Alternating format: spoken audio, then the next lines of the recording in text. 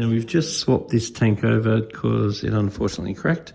Now, it's really important when you set a tank up to make sure there's no wobble in the stand, because if there's any wobble in the stand, it means that there's a high point in the cabinet.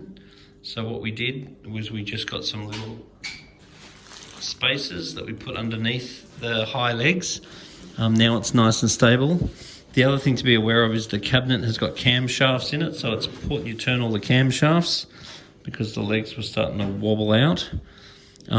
The other thing I'd really recommend with these filters is that, so there's a sponge there, which is cool, but you need to make sure that you only ever clean that sponge in water from the aquarium. So you take a bit of water out of the tank, give the sponge a clean, throw that water away and put the sponge back in again. You never want to go and hose it out under the tap.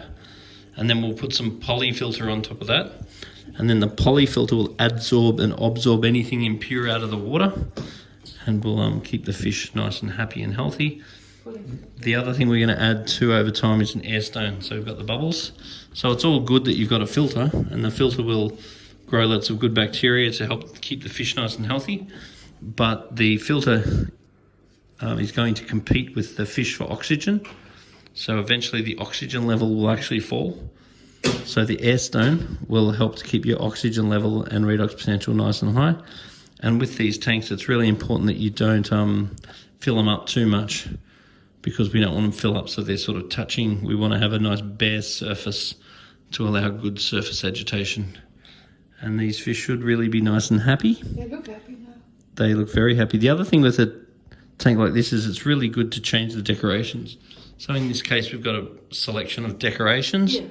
Every time you do a water change, just swap the decorations around, and you'll find that the fish really explore it and enjoy that. It's not just beautiful. I bought it in your shop. This one and this one. Yeah, and then over time, if they look dirty, you just throw them in the sun and leave them there for a couple of days, and then the algae dries up and falls off. Then it looks nice again. So sun bleaching is a good way of, it's better than putting them in the dishwasher. Yeah, I learned a lot today. Yeah, I did learn a lot today. Do you like it? I like it a lot. Yeah, it's very colourful, and the fish look very happy, and they're exploring their new environment. And whenever you do anything big with the tank, like change over anything, it's good not to feed them for 2 days.